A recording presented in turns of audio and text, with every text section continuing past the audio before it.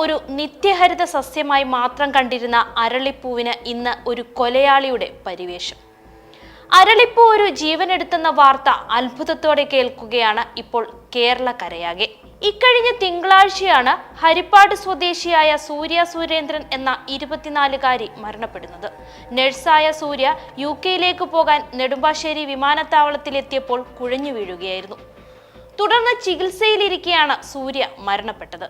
ഭക്ഷ്യവിഷബാധയാണ് മരണത്തിന് കാരണമെന്ന് പ്രാഥമിക അന്വേഷണത്തിൽ തന്നെ കണ്ടെത്തി. കഴിച്ച ഭക്ഷണങ്ങളിൽ ഒന്നും തന്നെ വിഷബാധയ്ക്കുള്ള സാധ്യത ഉണ്ടായിരുന്നില്ല. പിന്നീടാണ് സൂര്യ അരളിപ്പൂ കഴിച്ചിരുന്നുവെന്ന് മനസ്സിലാക്കിയത്. ഈ വാർത്ത ഇപ്പോൾ ഏറെ ഞെട്ടലുണ്ടാക്കുകയാണ്. അരളിപ്പൂ ഇത്രയും അപകടകാരിയാണോ എന്ന ചോദ്യമാണ് എല്ലാവരിലും ഉയരുന്നത്. അരളിപ്പൂ അടിമുടി വിഷമയമാണ് എന്നുള്ള വാർത്തകളാണ് ഇപ്പോൾ പുറത്തുവരുന്നത്. ആരോഗ്യമേഖലയിലെ വിദഗ്ധർ പോലും ഇത് ശരിവെക്കുന്നു. ഇലയിലും പൂവിലും തണ്ടിലും കായിലും വേരിലും എല്ലാം വിഷാംശമുണ്ട് എന്നാണ് പറയപ്പെടുന്നത്. പിങ്കും മഞ്ഞയും നിറത്തിൽ പൂവുകളുള്ള അരളിയാണ് കേരളത്തിൽ കൂടുതലായി കണ്ടുവരുന്നത്. ഇവ രണ്ടിലും ഹൃദയത്തെ ബാധിക്കുന്ന തരത്തിലുള്ള വിഷാംശമുണ്ട്.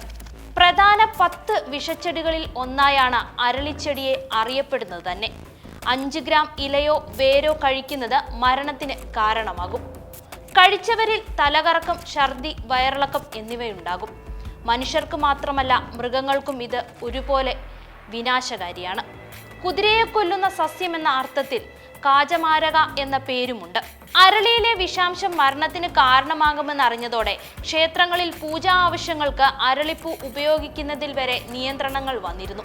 എന്നാൽ അരളിപ്പൂവിന്റെ രാസപരിശോധനാ ഫലം വരുന്നതുവരെ ഉപയോഗിക്കുന്നതിൽ നിയന്ത്രണമില്ലെന്ന് കോടതി നിർദ്ദേശിച്ചു. ഇപ്പോഴും അരളിയുടെ ഭീകരാവസ്ഥ എന്തെന്ന് മനസ്സിലാക്കാൻ കഴിയാത്ത അവസ്ഥയിലാണ് ജനങ്ങളാകെ.